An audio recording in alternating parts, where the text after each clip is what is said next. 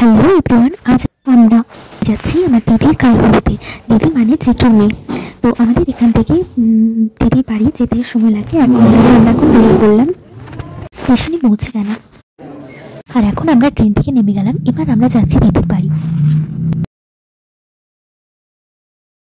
So finally আমরা গাইহলুদের জায়গায় চলে এসেছি।